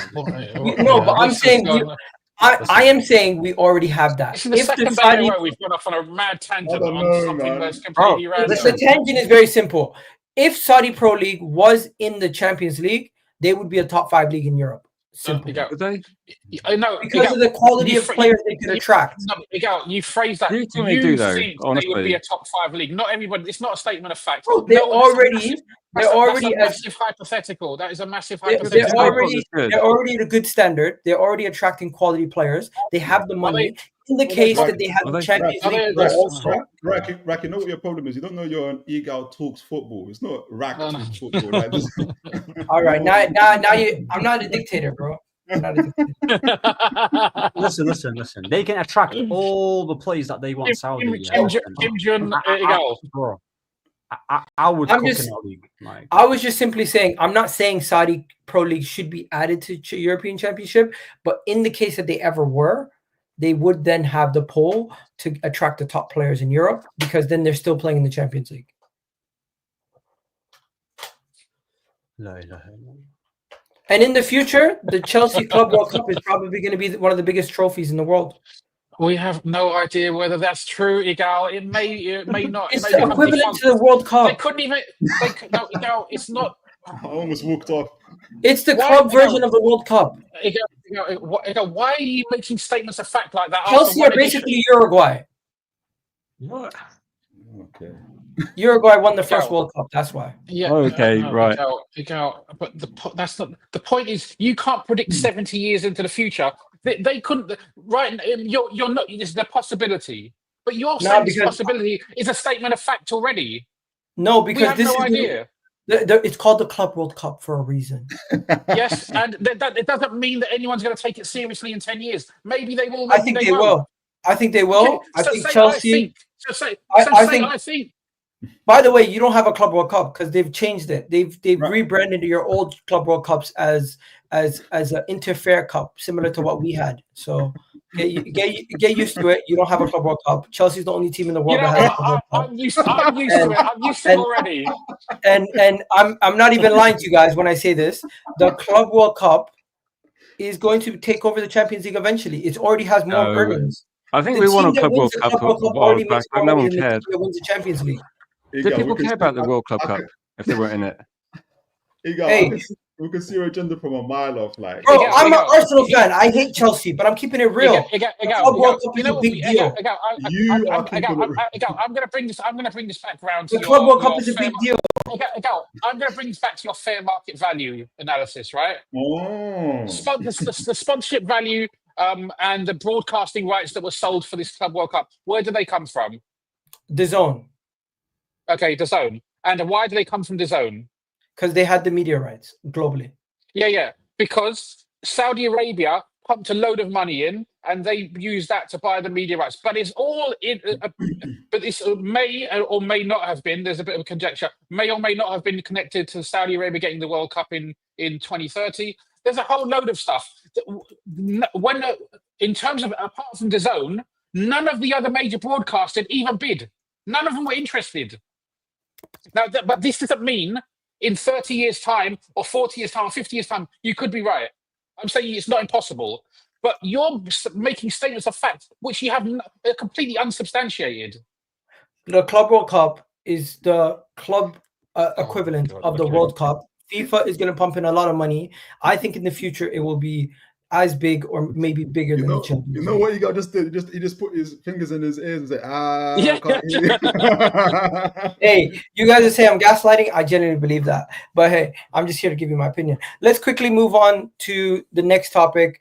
Enough about Isak. I know even you're sick and tired of it, Toon. No, this was light. We were talking about the Club World Cup for most of the time, man. This was light. Do you guys think Manchester United will get Jackson? Ahmed, come on. By the way, speaking of Jackson, do you know how much? Wait, before I go to Jackson, read the article. Nicolas Jackson is keen to join Manchester United this summer, even without European football at Old Trafford. European football. Of course he is. They signed 2 strikers at Chelsea. They want him out. Yeah, and he wants to go. He thinks he could start at United. I think he would start. No, he could. We got Rasmus. He's better than Rasmus. No, but before I answer that, you know, Mbumu is actually on 160 at Man United. So one, you can't say it's about wages because we didn't overspend in terms of wages. I mean, your highest player, I think, is on 160, isn't it? At Newcastle, that's the highest paid player. And then who's your highest paid player? It's Casemiro or someone like that. Probably Casemiro. But like I said, I'm talking about right now. You're comparing to the Glazers. I'm talking about our ownership now. So you can't. We've not overspent anyone yet. And Red Devil United, have we overspent anyone in terms of wages right now? We've not overspent on anything in terms of wages. Last year it's been like more measured, but we're basically paying for mistakes 2 to 3 years ago, aren't we? But that's what I'm saying. Yeah. So when people say, "Oh, Man United are overpaying," who are we overpaying for when the wages are literally set 150? We've not even paid anyone. Brentford, I've told you you're overpaying. There's a reason why Brentford told you, because we didn't want to meet their 50 million valuation. So you were okay. Allow me to complete it. I'm Brentford going to pay like 40 million for Amari Hutchinson. So the market's inflated. Like the market's overpriced. So because Man United went and bid 60 million for Cunha on his release clause. That's why Brentford said to you, after you bid 45 plus 5 million for Mbeumo, which is his actual valuation, they said to you, hold on, you guys paid 60 million for Cunha's release clause. We want 60 million. And you said, hold my beer, we're going to give you 71 million for your whole package. But according to Ahmed's world, that's not overpaying. That's a discount. Okay. When did I say it's a discount? Because you're talking about the whole. You're talking about you talked about specifically that Man United are overpaying with wages. I didn't talk about the whole transfer value. Okay. And you're talking about 70 mil, okay? And you didn't want to pay 50 mil for him. Mbeumo and Anthony Elanga. Mbeumo is galaxies ahead of that guy, based on ability and based on quality and everything. Okay. He only cost you what, 10, 15 million more? That's how much it cost us. Mbeumo has cost us 15 million more than Anthony Elanga. So, like I said, how can you say you were willing? How can you say, so you're willing to pay for 55 for Elanga, but you weren't willing to go the extra mile for a proven player in Mbeumo? Make that make sense. And as for Cunha, he's another one. 65 mil, we just paid his release clause. So we've already agreed that the market is overinflated. So we did pay an overinflated price for Mbeumo. You can say the market is overinflated, but how can I'm not saying it, because Brentford have said to you, Brentford themselves have told you, you are paying what you paid for Cunha. Because you guys went in with a 45 million bid, because we weren't willing to go to the other bid either for 50 million for Mbeumo. Brentford always wanted 50 million until you paid 60 million for Cunha. That's what you did. That's why we're all having to pay 60s and 55 millions for Madueke. That's what you call an inflated market. What is your No. We had to pay 52 million for Madueke because of Elanga. Bro, no, brother. No, these lot bought Elanga for 55 or something. Because of the Elanga thing, we had to pay 50. No, don't do that. No. Don't do that. Don't do that. They market Elanga and Madueke in the same bracket. Listen, when did Man Cunha United and Mbeumo are in a different bracket. Miguel, who made the purchase first? Who bought Cunha? You bought Elanga. We did. That's why Madueke cost 52 Miguel, listen, this is how inflated markets work. They literally quoted Elanga. Yeah, I know they quoted Elanga. Who bought Cunha first for 60 million? Man United, right? Cunha was a release clause. Okay. But who bought Cunha? We did. Cunha bagged 20 goals. He's a much better player. Okay. But we're talking about inflated markets. So they bought him for 60 million. You pay more for the better player. Brentford said to Man United, this is before Elanga. Brentford said to Man United, you paid 60 million for Cunha. I'm rejecting this 45 million plus 5 million offer. We want 60 million. Man United said, yes. This is before Newcastle. They're in every right to ask for 60 mil. They're in every right. They're selling their best player. So but this is my inflated markets, right? This is how it started. It started with Cunha, overpaying for Cunha. Then they went on to Mbeumo, you paid even more, and that's why we're all having to pay even more money for your Elangas. Okay, I got an answer. One second, I got an answer. You can stop the inflation in the market by giving Liverpool Isak for a cheaper deal. No, doesn't work like that. You know what? That's the first thing you've said that I agree with. No, because he wants to talk about inflated market. Take your own advice. Lower the inflation in the market by setting a precedent. Not only Newcastle have to wait. Then we can start referencing Isak for a cheaper deal. In Eagles' world, not only do Newcastle have to wait 15 years before they can see sell Isak for 120. They also have to sell Isak for 120 just to make it right. Sell Isak for 120 plus add-ons. Why? Because you're doing your job in lowering inflation. Because you're all about fairness. Why should Newcastle discount their price for Isak just because Man United went and overpaid for players? No, because you're setting a precedent. 1 second. Because you're setting a precedent. You want to right the wrongs of other people and you want to bring it down. Okay, Igor. What is going on here? Is it overpriced though? I think overpriced. Am I tripping or am I wrong? Did he not see? Did he not start this conversation? You're saying Newcastle should put a discount on Isak's price because Man United inflated the market. How does that make sense? The second thing I'll say to you is, you set yourself up. Okay. It's okay. Listen, I don't know how we got from Nicolas Jackson to this, but can we quickly talk about Arsenal before I'm an hour and a half almost into the show and we haven't even spoken about Arsenal? Or do you guys say fuck Arsenal? Let's not. I was just going to say that it's again overpriced at 65 million. I think if you're looking at the price, if you're looking at the price of a player, you've got to consider the salary over 5 years. So we bought Mason Mount for 60 million, but gave him $250,000 per week. We're paying 5 million less than salary per year for Mbeumo. So I don't know. I think it's a good deal. I don't know how they're saying we ruined the market. If he bags in goals, it's a good deal. If he ends up not performing, then it's not a good deal. What's not good about Mbeumo? performance. Work rate, assists, goals, like Yeah. only 25. What's wrong We with the deal? I overpaid don't for see it. Mbeumo, by the way, but Elanga, 55 mil. Oh, that's okay. That's okay, isn't it? That's all right. You guys overpaid on everything in the previous ownership. Bro. You gave Rashford nearly 400k a week. Okay, I get it. How about this? Every player right now in this market, by everyone's logic, is we're living in an inflated market and everyone's overpriced. Bro, this market is actually not as bad as post Neymar. What? Oh my God! Post Neymar, the world was crazy. Coutinho was going for 100-something mil. Listen, Coutinho. Listen. Let's not look that Coutinho money. Grealish was post Neymar. Post Neymar. 1 second. Post Neymar market was crazy. This right now is your purchasing potential is higher. But when you're purchasing players who have already hit their potential and on their decline, they're a lot more affordable. If you want a player who's in their 29, 30, you're going to get a reasonable deal. If you want a player who's 21, 20, you're going to get a reasonable deal. Between 23 and 27, you're going to pay up the ass. That's where you're going to pay a lot of money. Anyways, that's a bad reference, but yeah, it's a mad thing. Anyways, big pause. Let's go to Arsenal. So just one thing, yeah. You know how you said about Nicolas? I don't even rate Nicolas Jackson highly, yeah. So if we get Nicolas Jackson, do you think that's a rubbish deal if we get him for 30 or 40? Yeah, that's a rubbish deal. It's a good deal. If you get Nicolas Jackson for 40 million, that's a good deal. He's better than both your strikers right now. I like Nicolas Jackson, man. If I'm you, I'd rather get Ollie Watkins for the same 40 million. Yeah, forget Ollie Watkins. Listen, so do you think Madueke is a better player than Jackson? Madueke is a different position to Jackson. What are we doing? No, Jackson ain't a striker though. He's a winger. You can still compare it. Just because it's a different position. Yeah, bro, listen, Jackson, yeah. Doesn't want to answer that's like comparing Isak and Mo Salah. They're not comparable. No. Jackson, let's be honest. You can say what? Do not get fooled by Jackson being a striker. Yeah, he's not a striker. I don't care. He's not a striker in it. So, like I said, he's a winger in it. I'm comparing him as a winger to Madueke. He's a better player than Madueke.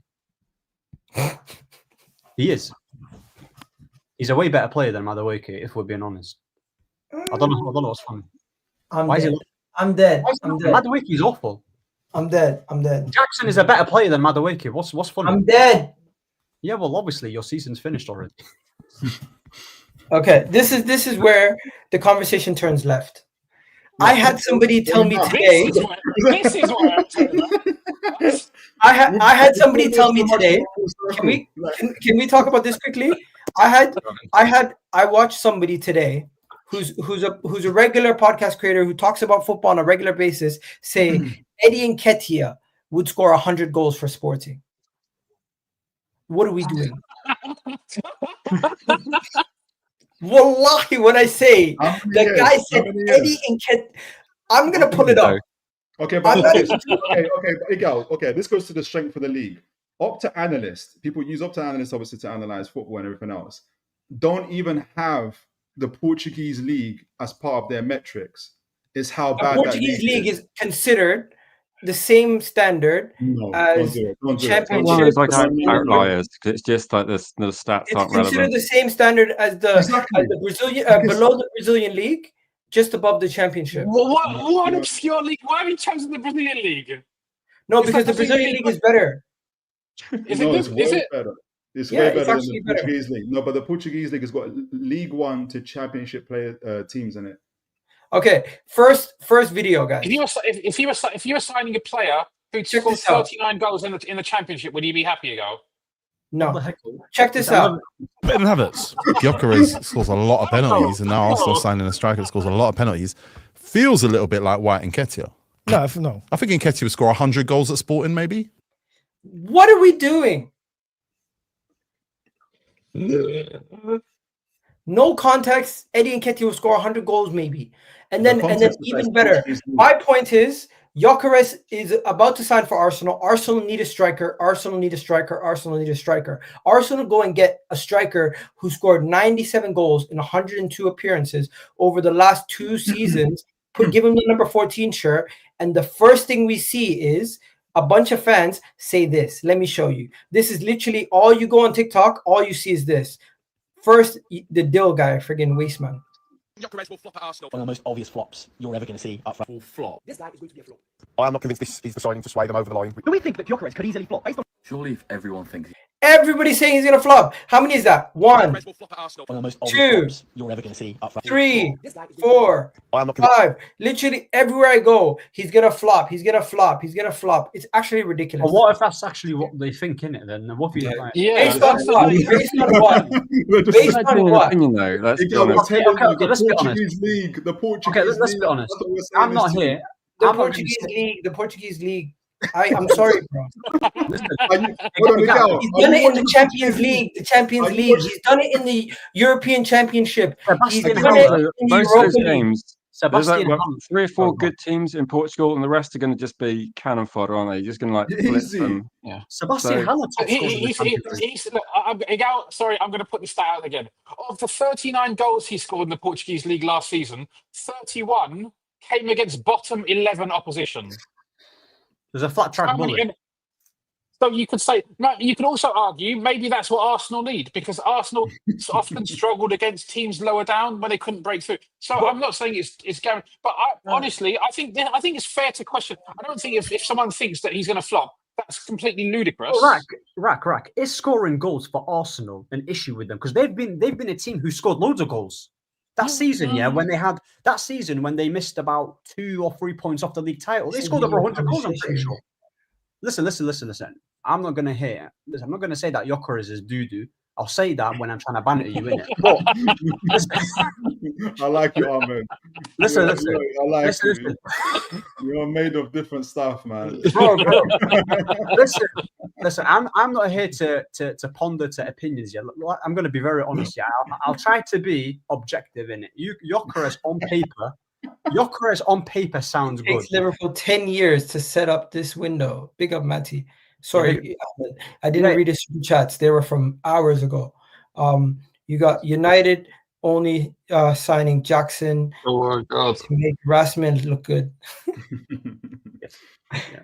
But continue. Sorry. What I'm trying to say, that Gyokeres is that realistically, ain't no Arsenal fan has put on their TV and said, "I'm gonna watch Liga NOS and Portuguese League," and I'm gonna. I have. No one has. Listen. If you have, I'm sorry. You're either bored and you got no life. I'll be so honest. Bro, I sat down on the 14th of March and watched him score a hat trick. Igal, you're a busy man. You're a family man as well, bro. You can't make up time just to watch Gyokeres play against Portuguese. You can't do that. I bet you can. You can't. Listen, we can only judge Gyokeres based off numbers, innit? Based off numbers, he's really good. But is he going to translate? Bro, there's something called Wisecout. I can rewatch the entire game. Bro, like I said, but what we're saying is that it's not the same as playing in the Premier League, is it? So if he got 50 goals last season, I'd say I'd expect him to get decent. But is he going to be the top striker? Probably not in the Premier League. So what's the expectation for you, Igal? Like 15, 20 goals? Yeah, he's not going to get 30, I wouldn't have thought. I expect him to get 25 to 30 GA all comps. So more than Isak. Forget assists, goals. How many goals does he get? Yeah, anywhere between 15 to 20 in the Premier League. So Havertz numbers, which is like reasonable, isn't it? I'm saying anywhere between 15 to 20 in the Premier League. 20. Normally 20 is battling for top scorer. Normally 20. I expect him to be in the top 10 goal scorers easily. Oh, that's good. That's pushing. Igal, come on, stay top 5, man. Come on, you know what? If Arsenal's going to win the league, he's definitely in the top 5. Okay, right. We just talked about what Arsenal don't. I expect Gyokeres to come in and immediately hit the ground running and be one of the best goal scorers in the league. But you're not the best goal scorer of 15, 20 goals. You're not the best goal scorer in 15. So you're saying how many goals did Isak have last season? I think 25, 23, 25, something like that. Okay, I'll raise it 20 to 25. Wissa got 19, by the way. That's just your ego now. Like, come on, man. No. 20 to 25. Don't do it to yourself. Don't do that to yourself. Anywhere between 20 to 25 goals in the league. League goals, 20 to 25 league goals. Okay, that's interesting. Well, it's not got a lot of goal scorers, though. I expect him to have total maybe 30 goals all comps, minimum. Do you think he plays with Havertz, or do you think Havertz drops to the bench? Havertz probably plays off him as a 10 sometimes. Havertz probably plays as a striker sometimes. It depends, but majority of the games he's going to play. But then what's happening to Odegaard? What happens to Odegaard then? Odegaard's still going to be in a round. I think it's a situation where we could potentially play with 2 attacking 8s.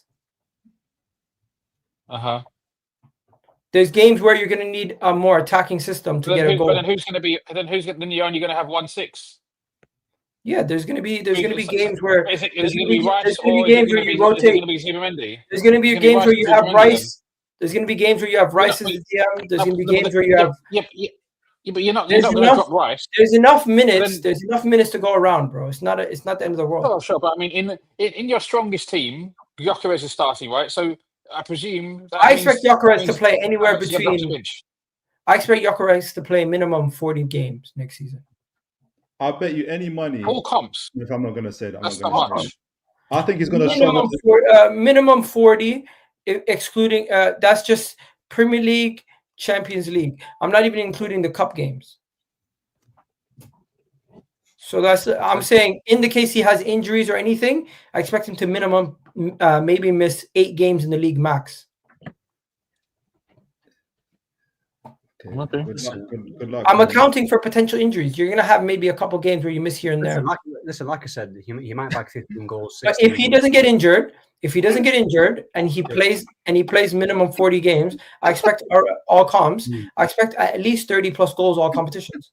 Oh, listen, all I'm saying is that if Gyokeres ends the season on 8 league goals, it's going to be so funny, man. Gyokeres is definitely absolutely hilarious. It's going to be so funny. I can tell you right now, Gyokeres is guaranteed going to get double digits before January. Don't do it. Guarantee he gets double digits before January. I'm telling you, don't do it, man. There you go. Just mentioning it. Okay, this is I'm doing a psychological test on you guys right now. I tempered expectations the previous show. My mind's blown. No, I tempered expectations on the previous show. I said something the exact opposite. You know what you guys said to me? You guys said to me, "Oh, you need to raise it. You didn't sign him to score 20 goals." Yes, now I say the opposite. You say, "Oh, well, you're going too high now. Calm down." No, I didn't say that. It fits with what we're saying to you. So I don't believe that your Gyokeres is going to get above 15 goals. It makes sense for me to say to you also, but if you're going to buy a striker, who is we all can we all say, like, does anyone have any guarantees? Does anyone here know what's going to be the end result? No, but you know something? I wasn't even being serious. I'm running a test on you guys, and you guys failed because you keep changing your mind. 1 second it's oh, that's too little. You didn't sign him to be only scoring 20 goals. Yes, and then 2 seconds later you're saying, oh, that's too far. Let me I got you guys. I caught you out, Ahmed. Ahmed, I caught you out. Egal, let me tell you something. Wait, Ahmed, I caught you out. You're calling him trash. You're calling him this. But then the moment I say he's only going to score 20 goals. Do you know what? Someone said perform an experiment. Tactics and Rack and Red Devil. Did I say Gyokeres live is trash? Did I say he's trash? I didn't say he's trash. No, you said he's not. He's not doo-doo. You said he's not. Listen, I said he's not doo-doo. You said he's not doo-doo. Bro. Forget how many. Listen, forget how many goals. Yeah. Forget how many goals. We shouldn't be looking about how many goals he scored. The girls in the lab. Someone said the girls in the lab. Listen. And that's one of my biggest haters too. Shout out Total Eclipse. Listen. Forget about. Big up Total Eclipse, man. He's got the chemistry kit out. Sorry. Ahmed, finish. All I'm saying is that we shouldn't be looking about, okay, if he can score 25 goals, that'd be amazing. His goals, and he's the striker, his goals are supposed to lead you to a major. That's what it's supposed to happen. Inshallah, they will, but I can't predict the future. No, but what I'm saying is... The way guys talk, they expect me to predict the future. It's mad. No, I'm not saying it. Bro, listen, all I'm saying is that forget about, if he reached 20 goals, yeah, it's a success, like, in terms of, like, his individual awards, but he should be the guy that should take you over the line because you guys say that you lot need this fan. I believe he will. That's it. Okay, then that's fine. That's fine. I believe if we had Gyokeres last season, maybe we would have won it last year. No, not last season. Okay, Gal, 2 years ago, you should have probably won the league, and I think you messed up by not beating City, and that game would probably decide the title. So what didn't get over the line that season? Because you scored a lot of goals. So what's the biggest problem in that season? Because for me, it might be bravery in that game. because it might be before you watched the Premier League, Gal, but it used to be Man United versus Arsenal decided the league. And that's where you had to be brave and go for a win. A draw's not good enough. You've got to win that game. When we lost to Arsenal 1998, that's when you win the league. And for me, I thought you should have won the league then, but you were. Did Liverpool beat us last season? Draw. No, but 2 years ago you should have won it. Last season you weren't really. But did Liverpool beat us last season? It doesn't matter. You weren't. Did Man City beat us the 2 seasons before that? Did you win the Premier League? When it's head to head. No, my point is your point is invalid because head to head, head to head over the last 2 seasons. Head to head over the last 2 seasons, Liverpool never beat us. Man City never beat us. Let him finish, Let him finish. Can I make my point? If you got a season where 2 teams are head and shoulders above the rest, Manchester United versus Arsenal, 1998 to 99, that era, or Arsenal, Man City. Man City don't drop points to many teams. Arsenal don't drop points to many teams. You win the league by beating City. There's no other way. You can't not beat City and then hope they drop points because they didn't drop points. They won the last 9-10 games. And you can't make excuses for Villa. You should have beaten City. That was your job to win the league. That's like a cup final. Like Manchester United, we had our cup final against City in the FA Cup final. Your cup final was Etihad, beat City, win the league. And you didn't do it. That's the reason. No, but it's true though. It's all that game's that important. Hey, what happens. At this moment in time, I just ignored everything. I'm 1 second. I am not hearing head-to-head determines the league because that's not where the league was determined over the last several years. That is no, stop. That's the reality. When Arsenal played City over the last 2 years, we beat them home.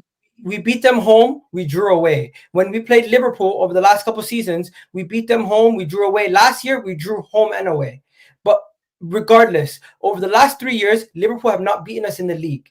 Man City have only beaten us in the league that year, the first year when we challenged for the title, and that was when we were shocking against. We knocked you out the cup, though. We did knock you out the cup in your own home. Yeah, but regardless, that doesn't matter. I'm not counting. Your point's invalid. I'm only counting the games that affected the league title race. I'm counting the games that affected the league title race. Why am I going to speak about the FA Cup? It's irrelevant. Because ultimately you wanted to win and we wanted to win and we beat you on your own home ground. Bro, the FA Cup is irrelevant in the conversation of winning the league. Are you then saying the Invincibles are not invincible because they lost in the FA Cup? Irrelevant. What Richie and Rack are saying to you is they weren't actually invincible because they just. Oh, your argument is irrelevant. It's not like what Richie and Rack are saying to you. When it matters most, you don't win. That's what they're saying to you. When it matters most, they don't win. That's what they're saying to you. All right, let's talk about the next thing. Big up. They said Haaland was gonna flop. They never learned. We had the same loss as Liverpool. The difference is we drew too many games. We had Gyokeres last season. Half of those games drew. We probably win the league. We were on the beach with 7 games to go. Doesn't matter. It does matter. It does matter. We're not talking about Liverpool. We're talking about Arsenal side. You know that meme where Roy Hodgson's watching the football and then the opposition score goes. All right. Let me say this, guys. I just got news about Rodrigo. What happened? Direct from the horse's mouth. basically, I got told stop listening to these reports. They're saying Rodrigo's not happening. They're saying Arsenal are clearly stated they do not intend to meet the salary demands of Rodrigo. Then there's another report coming out saying Rodrigo, where is it? Eze stuff saying Arsenal aiming to swiftly move for Eberechi Eze and get the deal after they get the Gyokeres deal done. Thoughts to prefer no sale is needed to fund the move. So Arsenal do not necessarily need sales to reach the deal with Newcastle over this. Reportedly, it's going to be 20 million installments over 3 years if we can get the installments sorted with Crystal Palace. Apparently, Crystal Palace want the full fee though now. We're going to have to wait and see what happens with that. And yeah, Gyokeres is going to wear the number 14. For some reason, people are upset about this. You have to score more than 15 goals to wear the 14. That's the point. I'm not sure how many goals Eddie Nketiah scored, but he wore number 14. Exactly. I was going to think Bro, there's another he's player wearing War Henry's team that did a bit better. Bro, he's wearing Henry's shirt. Flipping hell, man. That's crazy. Yeah. Man. I don't think there's anything wrong with that. I think some people were being very weird about it. They're like only a certain set of players can wear that. I'm like, nothing wrong with him wearing it, even though he's getting it. Who's your number 9? Who's your number 9? Our number 9 is Jesus, and guess what? Reports just came out today that Jesus could be sold. Who's going to buy him? There's multiple teams across Europe that are interested in him. Who's going to buy him? The ambulance, isn't it? That's who's going to buy him, bro. No, there's multiple teams. There's multiple teams across Europe actually interested in him. They're not going to buy him now, right? They're not going to buy him now before they've assessed how he's going to recuperate. At the earliest, you're going to sell him is January. He's already on the grass, so maybe he can be back before the. No. What's his wages? By the way? He's on like 260. 250K a week. So he's on 250, but you're not willing to meet Rodrigo's demands. That's mad. Sorry. No, because Rodrigo wants 300, and he also 100.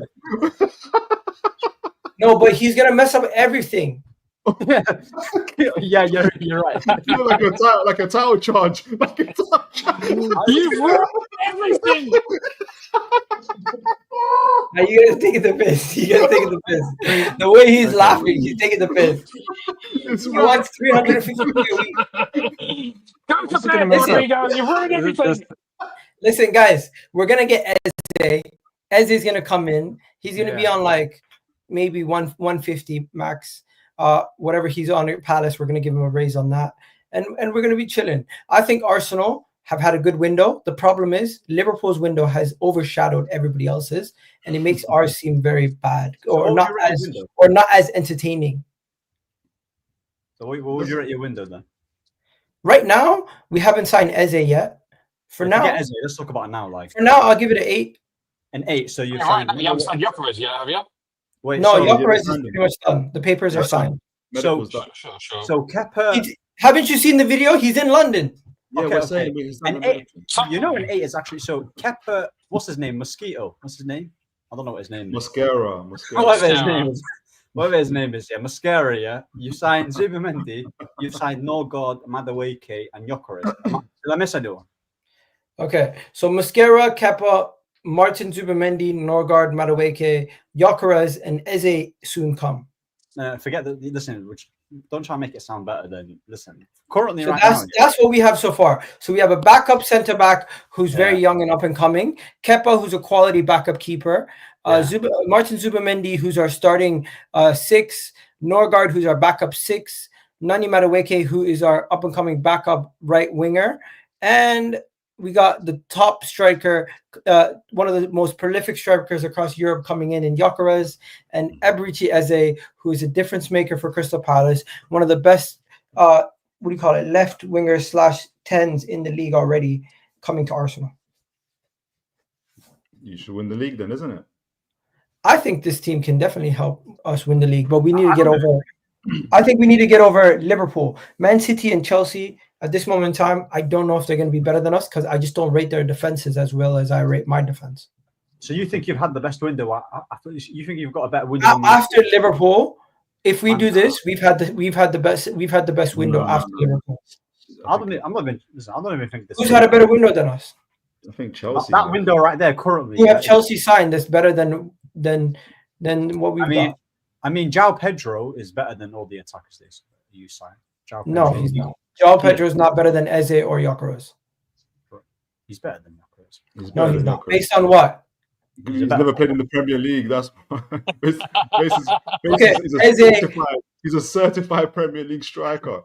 That's João Pedro is quality. Like I'm not even just saying this. Yeah, like even from when he was at Brighton, he's quality. So João Pedro he'd get at least 40 in Portugal, I reckon. Honestly. And he speaks the language, so it'll be easy. He doesn't like that. He doesn't like that one. He doesn't like that one. Gyokeres is quality.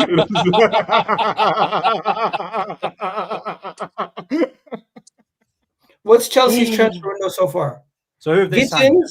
Gittins, João Pedro, Delap, Estevalde already signed previous window. He's just arriving now. Yeah. Their only quality signing is Pedro. I'll say Pedro and Delap. I know they didn't know Delap. Yeah, Delap's decent. I'm not gonna lie. One of them is riding on the bench. They're not playing together. Yeah, but that's fine. Honestly, you're hyping it up. I think Chelsea's good. Don't get me wrong. Don't for 1 second think I'm saying Chelsea's bad. I think they're coming to take over in the future, but right now it's just not their time yet. According to who? I think Chelsea are going to be there and thereabouts in maybe a year or two. They're going to be one of the best teams in the world. But right now, we still have time before these guys get their shit together. Literally the best team in the world. Like they won the World Cup. Oh, I thought you didn't care about the Club World Cup. But you do. Like that's the point. Like you do. They're the Uruguay. They're Uruguay, basically. All right, whatever. We're gonna let that slide, guys. For an hour and 40 minutes, this has been a mad show. I got a lot of clips there. Everyone, hopefully you guys enjoyed this video. Rich, I'm gonna send some. I gotta send some people over to you, man. When you live next? Probably 9 a.m., but that's quite early. So maybe in the evening, it's usually like 7 or 8 o'clock. Bro, you're doing breakfast, lunch, and dinner shows. What's going on? Come on. Well, there was a lot of news to start with. It's got a bit worse in the transfer window, but there was a lot of expectation a couple of weeks ago. It's kind of falling off quite bad, like an Arsenal title challenge, unfortunately. You didn't have to go there. Ahmed, what about you? What happened to you, bro? One day you're on YouTube, next day you're not on YouTube. What are you doing nowadays? Listen, bro, I'm unpredictable in it. When I feel like doing YouTube, when I feel like doing YouTube, I'll do it in it. But the thing is, bro, I'll upload tomorrow in it. If I don't, then what's your YouTube account called now? Did you change the name again? One sec, let me check it. One sec. He doesn't even know. I don't even know. He doesn't even know. It's Armored United TV. Did I miss the Man United section tonight then, Agal? Yo, bro, that was literally like the first section. Did you want to say something? I think I joined for like some bizarre like World Club Cup hype, which I wasn't really prepared for, to be honest. Oh, you came at the most craziest time. Sponsored by DAZN. DAZN and Infantino sponsored the stream. It was definitely some sort of test. Talk to me. What are you saying? You wanted to quickly touch on it before we go, or not? Wait, what? All right. I thought you were going to say something on United. I must say, like the 3 players that United have bought, or the 2 players and Jackson. Assuming they buy Jackson, I like Jackson as well. I feel he started last season well. He obviously didn't finish that well. Say that. But he got a lot. No, but he got a lot of stick from Chelsea fans. But I was on your show at the start of last season saying I was happy for Jackson because he was getting so much stick from Chelsea fans this season before. Going needs to go. Yeah, I gotta go. This kid's crying like crazy, and I gotta go deal with it. I'll talk to you guys in a bit.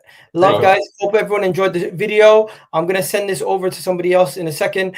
Toon, Ahmed, Rich, Rak, I appreciate all you guys joining us, and everyone who's watching live. Really do appreciate it. We're gonna send you over now for a redirect to who are we gonna send you over to? Is this guy still live? Wow, how is he still live? I'm gonna send you over to none other than Saeed. If he's live, it seems like he's still live. Let's see. 1 second. I don't want to send it to somebody who's not live.